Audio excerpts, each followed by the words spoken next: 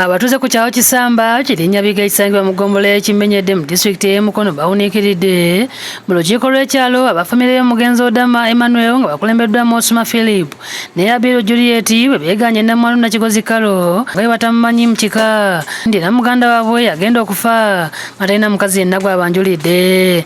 Odama afudde nga tetumulaba nga konke wali awasizza ne ku mukazi wali awo katubadde tubeerawo naye. Balangidde Nnamwandu obubbi obwamutuusa n'okutunda ebyobugagga by'omugenzi nga mwesibako nti abadde mukazi we era nti amulinamu n'omwana so nga bo badde bamumanyi nga mukwano gwe gwe babadde banyumyanga naye mu nnimiro. Musanga nga mukwano gwe kibange baawulawe bati kibange tumumanyi nga mukwano gwe oba neyibbawe kati oba balagalanira eyo tumumanyi nga mukyala we. Nakigozi nga alina mutabani we John Mark Odama emyaka 9 ategeeza nti yali mufumbo era abba nga tannafa yaleeta ekita ky'omwenge mu lumbeera kitaawe n'akola ebbaluwa emugaba.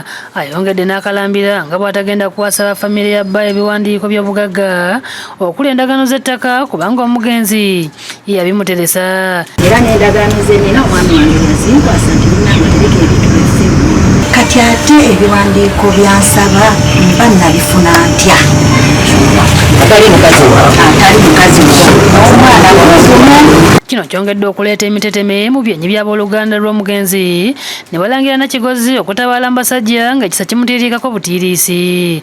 Kyokka abamu ku babadde mu lukiiko ate bakubaganya empawa nga bagamba nti ebiwandiiko ebyogerwako omugenzi yandiba nga biteesa buteesa Nakigozi nga mukwano gwe. Nga nange kennyini nsobola okuwandiika eddambi ne nditeresa omuntu wange. Haji Juma Lubega ssentebe Rosse eyokusatu agamba nti omuliro abooluganda gwe balina bandibanga baagala kweza ebintu by'omugenzi ate nga birina kubeera byabamulekwa na Nnamwandu. Owalomutano Odamu yandibadde omu ku bakompulayina bandi bali bagamba yeesaayo bannange taata yafa nimwena yawamba ki ebintu nti balata mu nnyambe. Embeera enewaliriza abakakiiko okuva mu ofiisi ya pulezidenti akakwasaganya ensonga z'amaka nga kulembeddwamu Nnamateeka Tulya Muheebu wa Bernardine ne Kibuuka Ambrose okusomesa abatuuze amateeka omuntu galina okuyitamu okufuna bwannannyini ku bintu by'omugenzi naddala singa babadde bafumbo. Mu bintu byonna ebikolebwa wakati w'omusajja n'omukyala tugeze nze nina porotiya oba nina ekikopo kyange ani abeera beneficiary mu kikopo? Abamukyala ataddako omulala omwana. Omuntu bw'omala okufa abaganda bo bano babeerawo nga baganda bo naye maali yo tebeera yaabwe. Balagidde Nnamwandu Nakigozi okuleeta ebbaluwa kitaawe gye yamukolera mu lumbe gye bamuwasiza gye batwala ekita ky'omwenge era ne bamulagira obutaddemu kukozesa mwana okutunda ettaka ery'omugenzi nga tebannamwabiza lumbe. Mutunuleko gye ebbaluwa gye bagamba omukyala yanfumbirwa bwaba yafumbirwa okitegeera mubitunulemu bwaba yafumbirwa famire mutuule.